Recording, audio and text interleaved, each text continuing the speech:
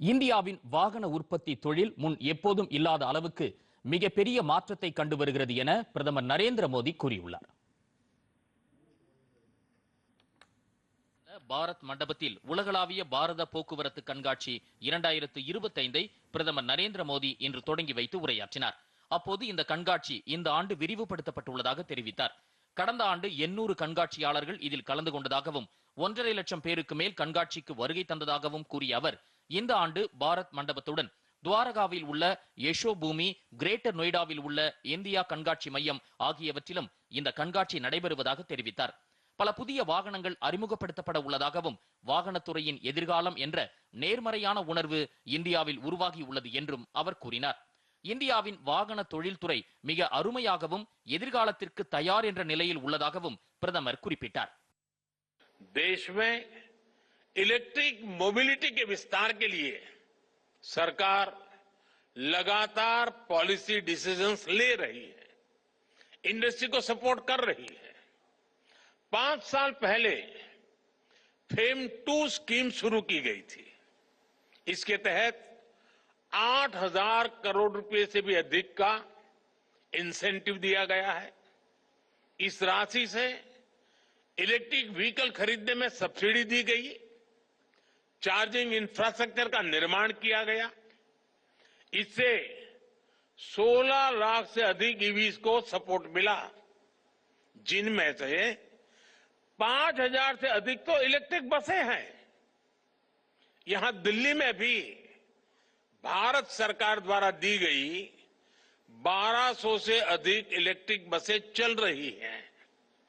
अपने तीसरे टर्म में हम पीएम ई ड्राइव स्कीम लेकर आए हैं. इसके तहत 2 व्हीलर, 3 व्हीलर, ई एम्बुलेंस, ई ट्रक ऐसे करीब 28 लाख ईवीज खरीदने के लिए मदद दी जाएगी. நாடு முழுவதும் பல்வேறு வாகனங்களுக்கான 77,000க்கும் மேற்பட்ட விரைவு சார்ஜர் நிலையங்கள் அமைக்கப்படும் என்றும் பிரதமர் குறிப்பிட்டார். மின்சார கார் உற்பத்திக்கு உலகளாவிய அளவில் மூலதனம் செய்ய வழிவகை உருவாக்கப்பட்டிருப்பதாகவும் இந்தியாவில் தரமான மின் வாகன உற்பத்திக்கான கட்டமைப்புகளை நிறுவுவதற்கு நடவடிக்கைகள் மேற்கொள்ளப்பட்டு வருவதாகவும் அவர் கூறினார். करीब 14,000 इलेक्ट्रिक बसें भी खरीदी जाएगी.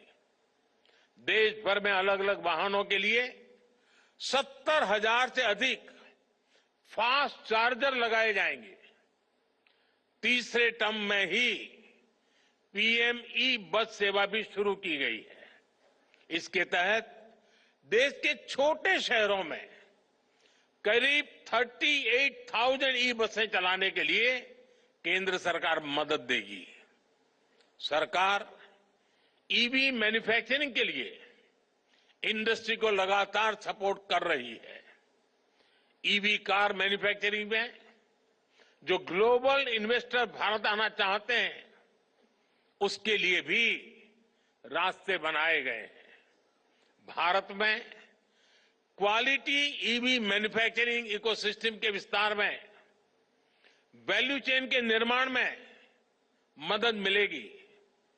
साथियों, ग्लोबल वार्मिंग की, क्लाइमेट की चुनौती से निपटने के लिए हमें सोलर पावर को, अल्टरनेटिव फ्यूल को लगातार प्रमोट करते रहना है.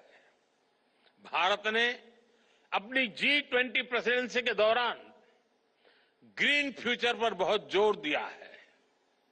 आज भारत में ईवी के साथ ही सोलर पावर को लेकर भी बहुत बड़े लेवल पर काम चल रहा है. இந்த தருணத்தில் இந்தியாவின் வாகன உற்பத்தி துறையின் வளர்ச்சிக்கு பங்களித்த ரத்தன் டாடா, ஒசாமு சுசுகி ஆகியோரை நினைவு கூர்வதாகவும் அவர்கள் நடுத்தர பிரிவினரின் வாகன கனவை பூர்த்தி செய்தவர்கள் என்றும் பிரதமர் தெரிவித்தார். இந்த கண்காட்சி அடுத்த 5-6 ஆண்டுகளில் மேலும் பெருமளவுக்கு வளர்ச்சி அடையும் என பிரதமர் நரேந்திர மோடி நம்பிக்கை தெரிவித்தார். இந்த கண்காட்சியின் தொடக்க விழாவிற்கு முன்னதாக அரங்கில் காட்சிப்படுத்தப்பட்டிருந்த பல்வேறு அதிநவீன வாகனங்களை பார்வையிட்டு அவற்றின் முக்கிய அம்சங்களை கேட்டறிந்தார். இந்த நிகழ்ச்சியில் வர்த்தகம் மற்றும் தொழில்துறை அமைச்சர் பியூஷ் கோயல், கனரக தொழில்துறை அமைச்சர் குமாரசாமி உள்ளிட்டோர் கலந்து கொண்டனர்.